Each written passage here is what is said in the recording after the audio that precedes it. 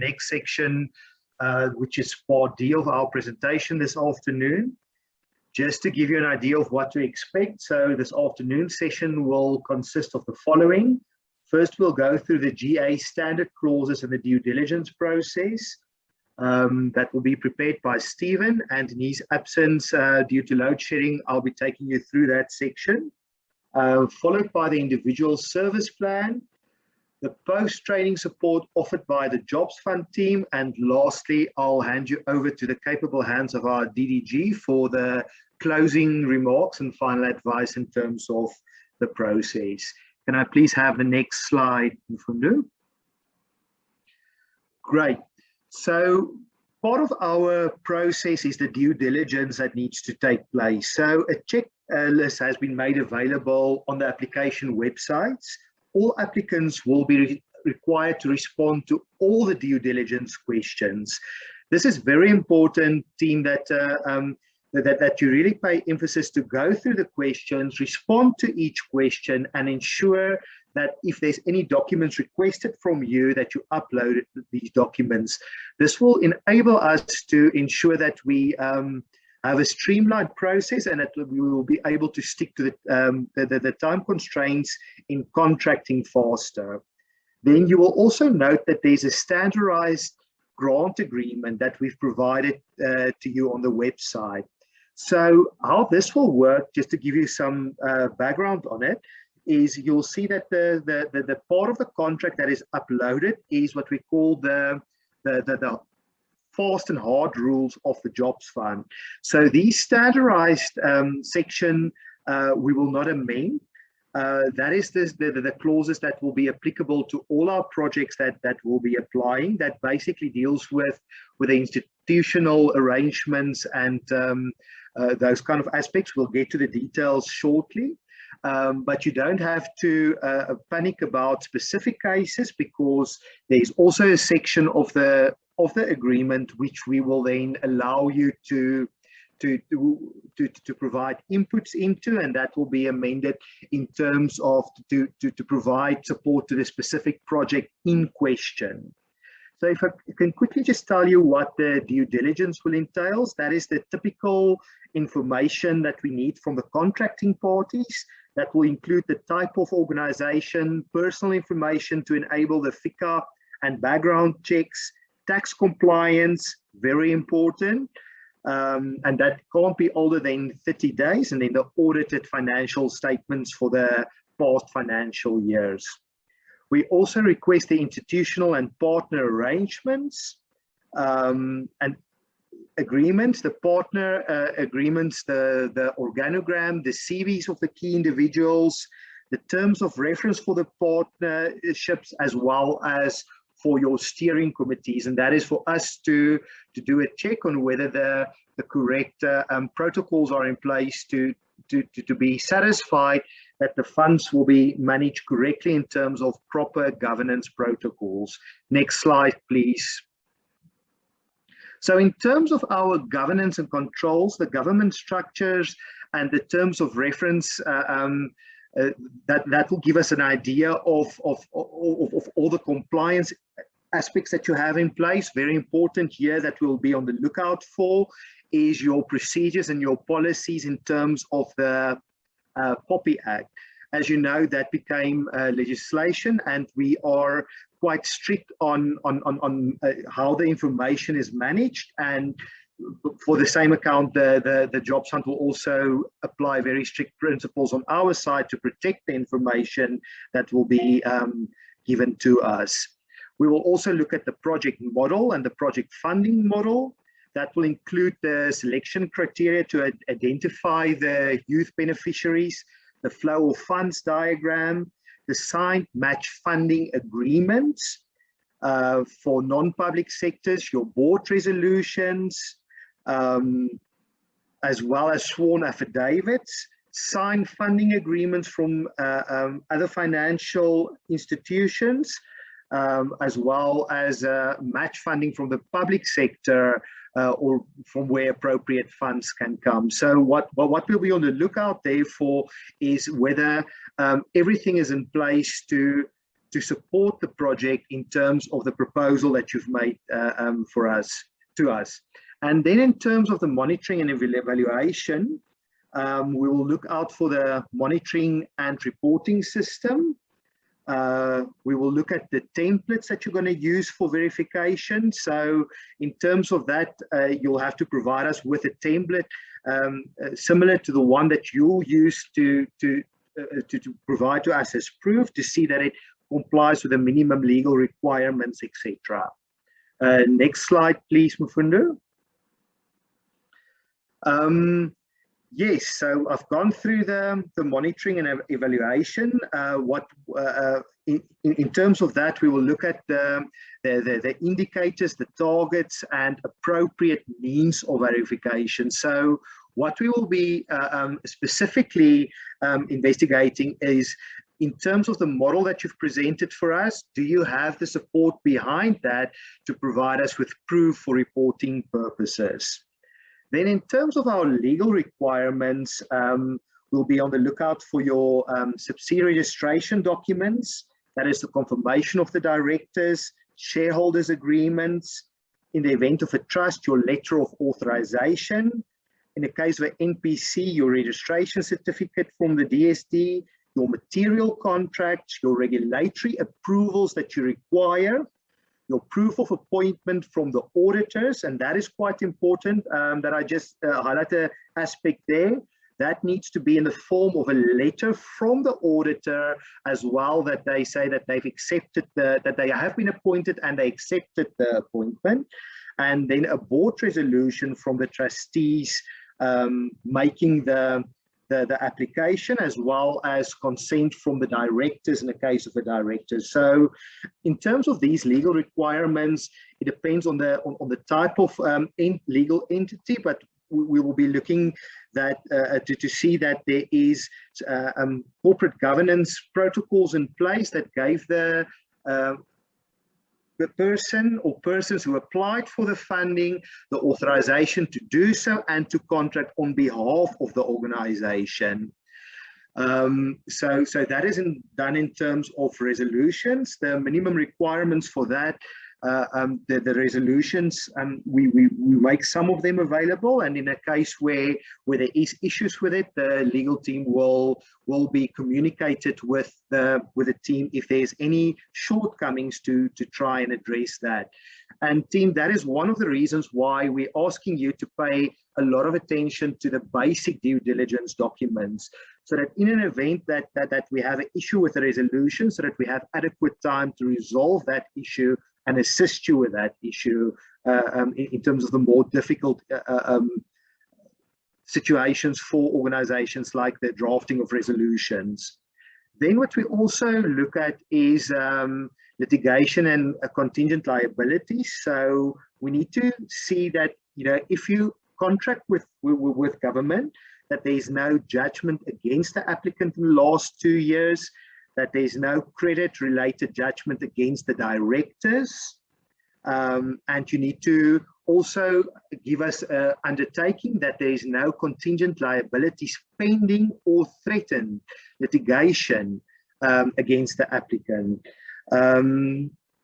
And then provide details in terms of any non-compliances. So the reason we ask for that is because the contractual obligation on a state, on us as a government organization, is very strict in that regard.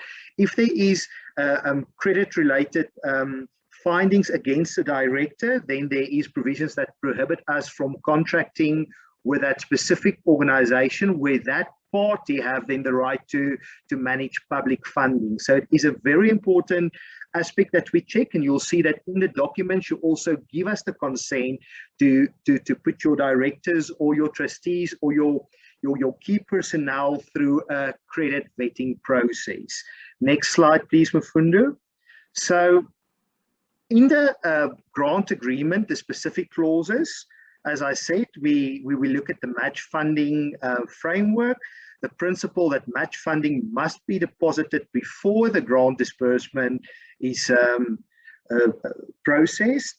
Then we look at the Section 38 undertaking. That is, as I've discussed in the previous slide, that is PFMA compliance, and undertaking from you to say that you will adhere to all our provisions in terms of the requirements, including not to have credit findings or being blacklisted in dealing with government. Then we have the project indicators, we have the ring-fence project bank account, and then we have a clause dealing with specifically disbursements. And you'll see that that is then divided in 3 different aspects: the advanced disbursements, the quarterly disbursements, and the withholding of funds. And then there's also a clause about the reimbursement of projects. Before I carry on, I haven't seen any new questions in the chat. Can I take it that that the entire team is still with me? I'm not going too fast for you. Great, I'm carrying on. So next on in the contract, the clauses that you will find is your reporting obligations. You'll see that they are quite specific in dealing with quarterly reporting, your audit report, your self-evaluation report, which is very important to the jobs fund, and then any other reports applicable to your project. The next clause that is in the standard part is the assets purchased by the project funds. We have specific requirements in terms of that, if any, and how that will be dealt with, because we deal with public funding. We deal with a termination clause, dispute resolution, the key personnel, and the POPI undertaking. So I'm just going to stand there still. If you just go back one slide, please, Mfundo. The POPI undertaking is then basically what I've discussed with you previously, to say that as an organization contracting with the jobs fund, you undertake to have proper processes in place in accordance with legislation to present us with the documentation, and that will also entail that in the event that you need to provide us with documents as proof in our evaluation process, that you would have obtained those consents to provide us with the information. So it's a pretty standard process, but it is something that you need to pay attention to ensure that you have all of that in place in order to comply with the contract. You can go to the next slide, please, Mfundo. Then after the approval by our investment committee, so that I've dealt now with the standard clauses. So then once your application has served before our investment committee and it is then approved to go further, what then will happen is we'll proceed with the drafting of the grant agreement, and that is then the project specific details. This is then the part where it will become very specific with regards to the project, your specific project, and where we can change the details and in order to speak to the project that is going to be implemented. So in this process as well, what legal will we do is while we draft those documents, we are also responsible for the approval letters, the decline letters, the templates, as well as the finalization that we will be working with our finance and M&E departments of the activity-based costing project implementation monitoring plan. So ABC PIMP in short. So once that is done internally and the ABC PIMP is finalized, we will circulate the grant agreement with all the annexures and approval letter internally for inputs to our jobs fund management team and the project team. Thereafter, we will circulate the approval and decline letters to our DDG for her signature and a recommendation and her signature. And then the contracting batches will be sent to the successful applicants and intermediaries for their final comments to check that we've captured everything correctly. And at this stage as well, please pay specific attention to your ABC PIMP. It would have been agreed by this point in time, but remember, you are signing for it, so you need to ensure that everything speaks to what has been agreed in the project in terms of the negotiations. Then what we'll do is we'll make amendments to the draft agreement and annexure if it's necessary, where after a final sign-off of the ABC PIMP will happen internally, and the submission of the draft agreement together with the entire contracting file will go to our DDG for her approval. So it's important that in order for us to get to this stage, that we will need to have a very comprehensive file with all the documents, all the supporting documents, no outstanding aspects in terms of the ABC PIMP or anything when it lands on the DDG's desk, because as you can imagine, there's going to be a lot of files on a desk, and what we want to do is at this stage ensure that it's a process in terms of which we've all been through the process together, and the issues has been addressed and we're ready to execute. So once the DDG has signed off and she's happy with the execution copy, we will then send the grant agreement out, and we're expecting then the final signature process of when you as the business partners will, jobs on partners will be expected to sign it for signature, and we're expecting that process not to be longer than 10 days. So if we can just stand still, it is important for me, you know, to make you aware of it, that please start with your internal circulation with the draft documents as soon as possible, so that this doesn't cause a delay at the time when we have the final documents and we then need to start convincing the powers to be on the JF partners side to sign the documents, so that we can make it a very fast process. Can I go to the next slide, please? Great. So that brings us then to the end of the contracting part, the standard clauses, the FICA, and the due diligence.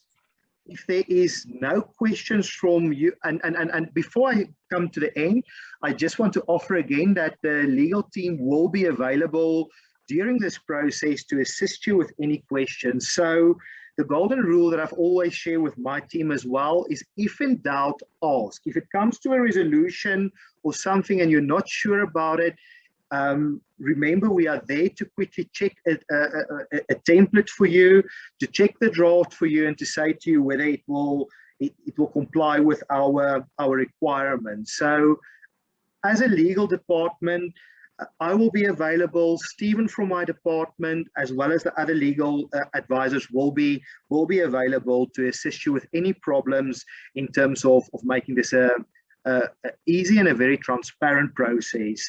I also want to say that you'll see in our grant agreement that we really see you as partners.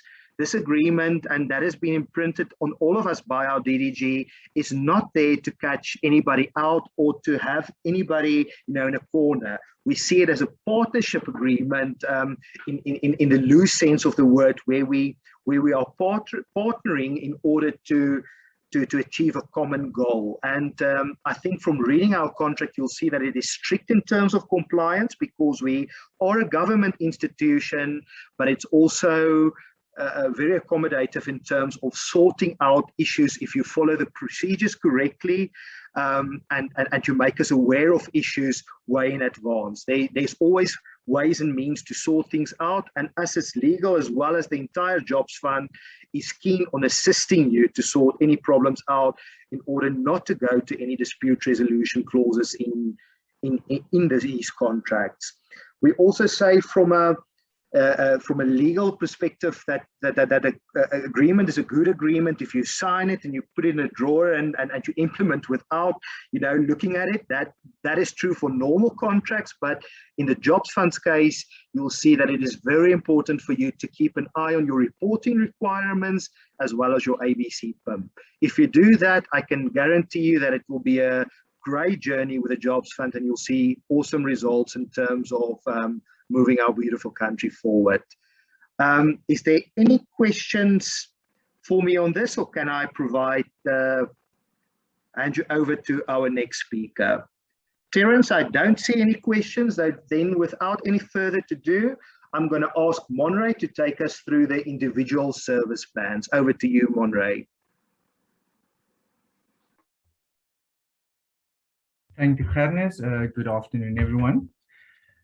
So I'll be taking you through the individual service plan, and then to get you guys in a practice mood, we're going to complete a few lines of the individual service plan. So Mo, in his presentation on the M&E section of the ABC PIMP Lite, indicated the individual service plan will be a requirement for each participant to be submitted to the jobs fund. Okay.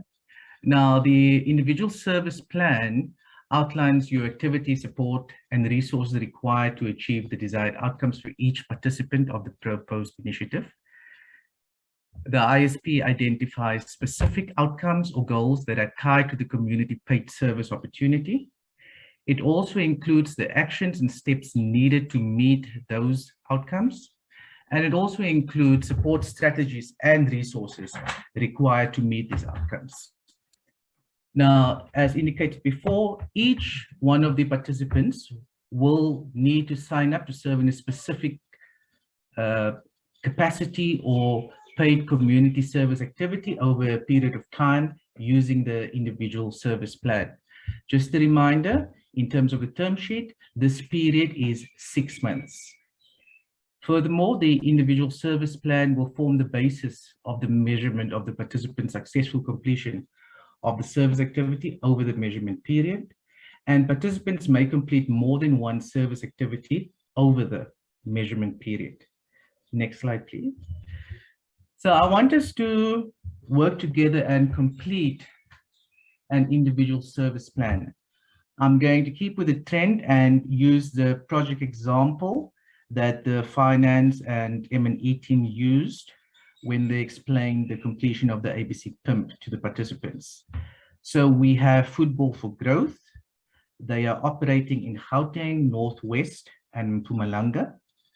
Their project is Sport for Youth Development Project.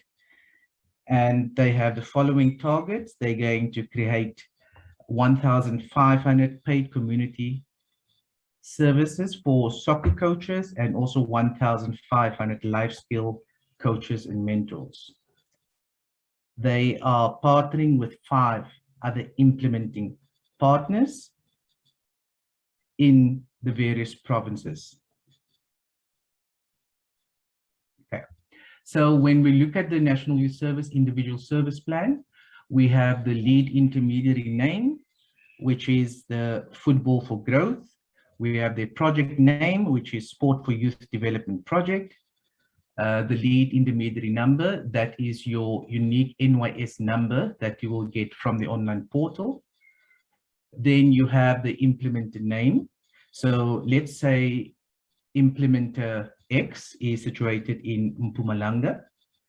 Then we have the participant name, participant surname, the ID number for the participant, and also the date that the participant is actually going to start on this program. Then we have the service plan start date, 2 May 2022, and the service plan end date, 30 November 2022. Now, we have identified a number of community service paid categories within the term sheet. So we're going to use sports and recreation as an example in line with what Football for Growth, our project example, is actually going to be doing. So for each participant, and we use this example because the project will be implemented in 3 provinces, Gauteng, Northwest, and Mpumalanga. So each one of the participants in each of the provinces will have to complete an individual service plan. The aim of the or requirement for the applicant is that they engage at least 3,000 participants. That means you will have to complete at least for the 3,000 participants, each one an individual service plan.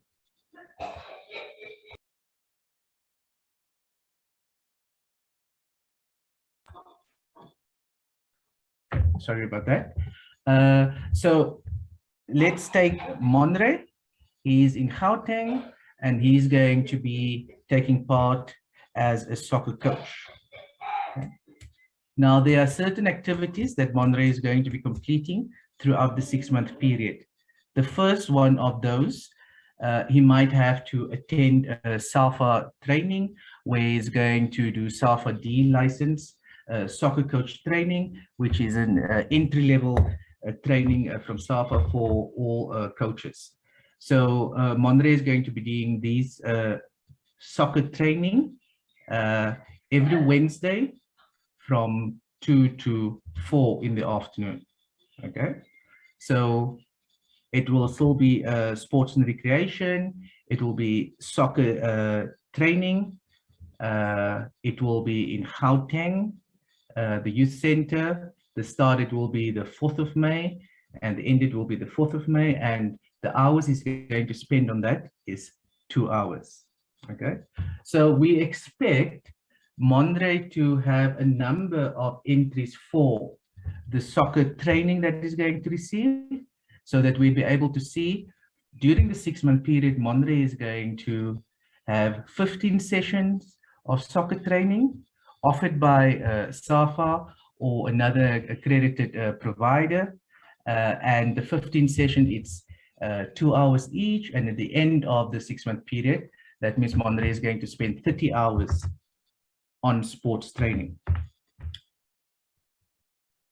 The next input would be Monre is part of this program to actually use his skills and talent to train the youngsters in terms of how to play soccer. So Monre will, on a weekly basis, spend 4 hours training the youngsters at the school, training the youngsters at the sports field. Let's say that's on a Wednesday, and Monre is going to spend every Wednesday 4 hours. Now, the requirement is that Monre needs to spend at least 16 hours per week in the service paid activity.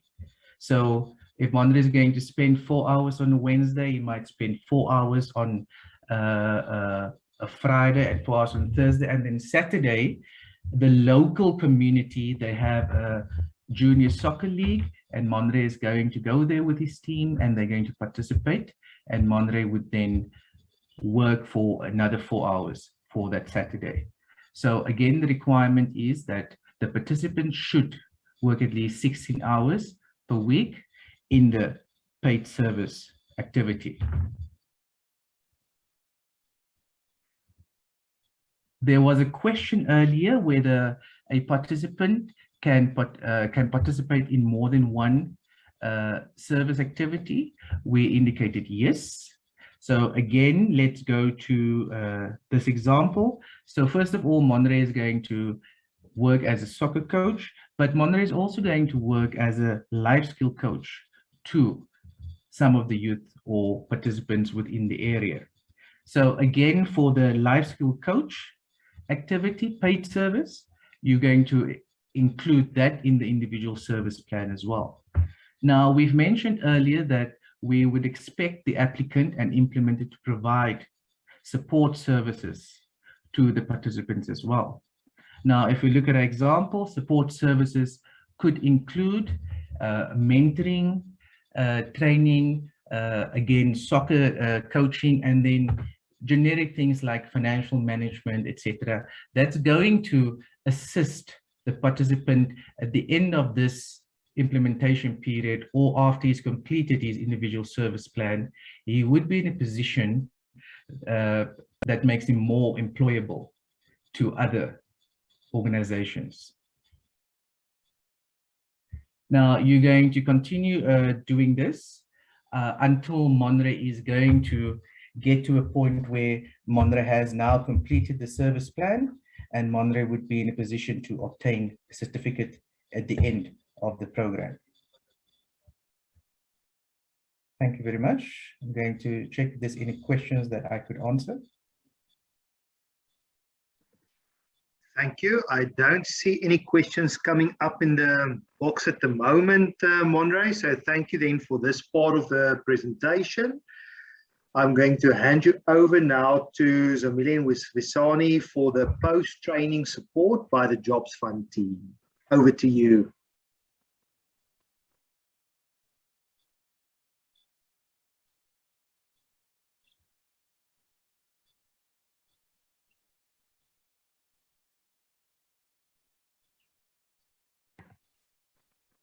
Zamile, are you or Visani there to take us through this section? Thanks, Hannes. Good afternoon, colleagues. My name is Wisani Valoye, and I'll be taking you through the slide. I believe is the last slide for the day on the post-training support that will be provided by the JF team to the applicant. So as my colleagues, Terence and Hernes, I think they've already emphasized the importance of asking when certain issues are not clear. So I'm also here to also emphasize the same matter to say that the JF team will be available to assist from today until the closing date on the 25th of November and post that during the appraisal process. However, it should be noted that as we provide the support, the JF team would not be in a position to complete the documents for the applicants. That includes the ABC PIMP. However, the JF team will be able to provide support and guidance when it's upon request from the applicants. So the applicants must know that in case where you need help or guidance on any of the presentation or matters that were presented today, you can kindly contact or send the queries to the Jobs Fund email provided, and it will be provided again after the presentation and sent through those issues, and they will be addressed to the relevant JF team members if there's a need to do so. So as it was already pointed out, during the appraisal phase, there will be multiple instances where the JF team will contact the applicants for further information. So that the process is going to happen 2 weeks after the window closes, and then the applicants will be informed of their eligibility status. So the potential dates for the engagement or the potential dates for due diligence will be communicated. The due diligence will be done on site or virtual. That's going to depend on the fund risk assessments. So we encourage applicants to be responsive to queries over the period of December and January. We understand that it's a busy period, but in order for the process to run smoothly, we encourage that you are available for all the queries or additional information that might be requested by the JF team in order for the process to be smooth. So the JF project team will lead the due diligence engagement that will be held during the first 3 to 4 weeks in January 2022. So, and the most important thing to note is that the support from the project team does not guarantee that the JFIC will approve the project. So the JFIC decision to fund it is independent. We, however, assure the applicants that we are motivated to get your project approved. So that's the end of the presentation. I don't see any questions on the chat, so I'll hand over back to Hernes. Thank you. Thank you very much, Visani. Yes, I see the question that was raised has been asked. Thank you, Fidelis, for taking the question. Sorry, Hernes. Yes, sir. Zamile here. Yes, my name is Zamile Ngubo. Just to emphasize on what Wisani is saying, we will not be completing ABC PIMs for our applicants. We'll assist them and guide them on the completion, and if they have any queries, we'll assist, but not completing it for them. We'll just provide guidance. Thank you. Thank you for that valid point, Zamile. Appreciate it. Prospective partners, then that brings us to the end of our presentation. It is now my privileged to hand you to the over to the capable hands of our DDG, who's made herself available for the duration of this training today for the closing thoughts and remarks as well as advice to you. Najwa, over to you. Thank you very much, Hannes, and good afternoon, everybody. Thank you so much for all the questions that you've posted today. Thank you for your patience as we try to present this training in a virtual format, and then also trying very hard to address the questions that you put to us in the chat, and trying to ensure that everybody in the room is recognized. So thank you very much to everybody who's signed up today to participate in this training. I note that there are still concerns about the eligibility criteria, and that it might be excluding smaller organizations. I note that people are concerned about the information that they have to provide. I think just to re-emphasize, in this particular funding round, we have to hit the ground running. And in South Africa, we always have the challenge of being able to build capacity of the smaller organizations, while at the same time having to deliver on specific targets in the program.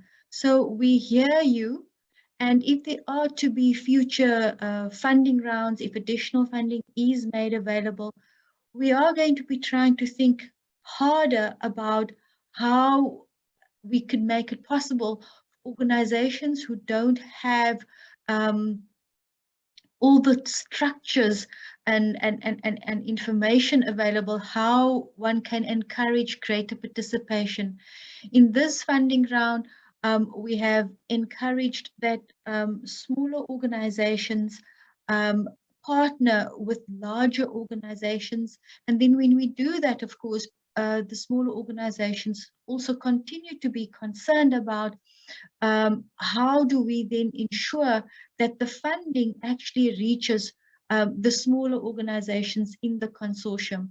I think my team in the previous training session and in today's session would have given the undertaking that if there is a consortium who applies for funding, we very clearly analyze how money is flowing to the different parties in the consortium.